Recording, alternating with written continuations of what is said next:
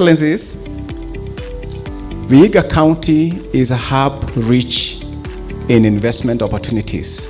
This is the first conference we are having just to make sure we unearth these opportunities to both our local investors and external investors. This is an opportunity for us to be able to tap into these opportunities. We at the Assembly are proud to be part of the journey to transform our county into a thriving rural economy. I must affirm that with such a noble initiative, we are headed for greatness.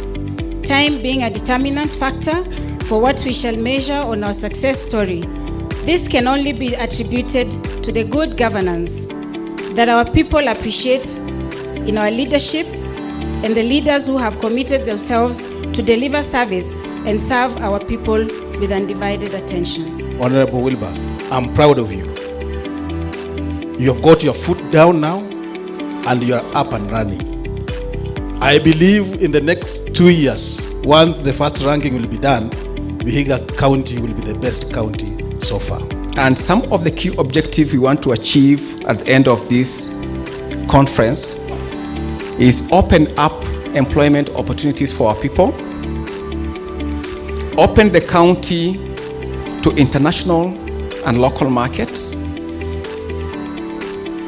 and develop and expand areas like agribusiness, ICT, and business process outsourcing, just to mention but a few. As the Chamber of Commerce and Industry, we have the privilege and honor to partner with the county government of Vihiga to make this investment conference a success. We will partner with the county government through the Enterprise Fund to help the youth, women, and people living with disabilities to be able to undertake business ventures and grow Vihiga County. Vihiga County is well endowed with granite resources throughout the county.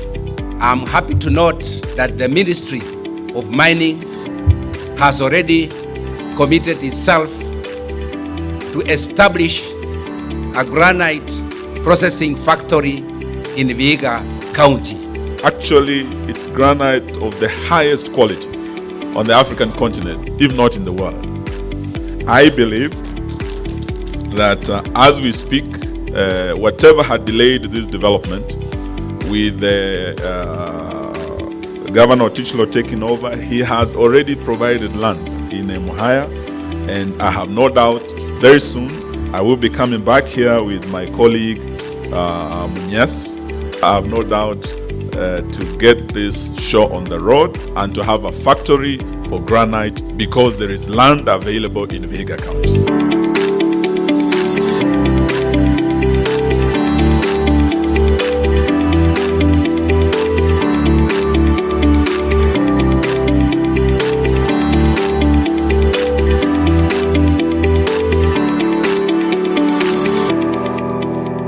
Together, we are confident of unlocking the county's investment potential. The third issue is the issue of infrastructure. With 2 international airports, Kisumu Airport, if you are to drive from the airport to here, it should take you about 20 minutes.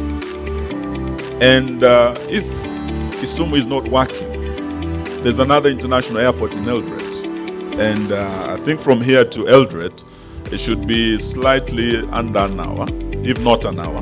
We have good road network infrastructure around the county. We have readily available market for goods and services. Vihiga is one of the best weather in Kenya. With 2,000 milliliters of rain well distributed throughout the year, you can plant anything, anytime. You have a very fertile land. Everywhere we went yesterday was very green. The maize crop was impressive, and everything that is grown grows very, very easily. I'm hoping that this conference will provide the information required so that we can, as a matter of urgency, increase the proportion of our budget towards agriculture. Vihiga's vision and ambition must be to reach the bigger market of the Lake Zone, Kenya, East Africa, and beyond. 2 weeks ago, we signed an MOU with EPZ, and we have been able to allocate them 35 acres of land in Kaimosi for them to establish an industrial processing park. The key thing that we are looking at by bringing EPZ at Kaimosi is how it will spur the economic growth of Kaimosi. We are looking at employment of over 1,500 people directly, diversification of economic activities. We'll have housing coming up. We'll have markets also improving. The institutions that are there will act as more like the human resource feeder to this industry that will be set up there. Vihiga County is one of the counties that we can boast that we have one of the greatest, or we have the greatest men and women in sports. At the moment, Vihiga County has both the ladies team and the gents team, that is Vihiga United and Vihiga Queens, playing at the Kenya Premier League. We have a lot of meat slaughtering of meat in this county. We slaughter well over 1,000 animals daily in this county. We eat a lot of meat, for your information. Then also, now we also have the establishment of indigenous chicken slaughterhouse and processing, something that investors should look at.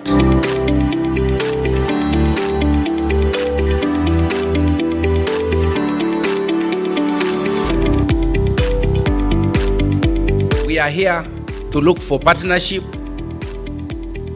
share our experiences, our best practices, and most importantly, to attract investment in Vihiga County, given our strategic position in the Lake Region Economic Bloc. I have a tomato jam idea. If you invest in this project 2 million, at the end of the year, I will have brought 8 million. That is what we want Vihiga youths to do. We will make sure that we partner with you, Vihiga County. We'll bring whatever small resources we have. Our wealth is in technical support to work with you in your investment plans and in actual projects to see that this dream of today, the investment in Vihiga, is actualized. We in the Chamber of Commerce are happy to partner with you. We would like to encourage you also to consider in your tender processes to make it a precondition that all those who want to take part in your public tenders should be members of the Chamber, because we are committed to ethical business practice.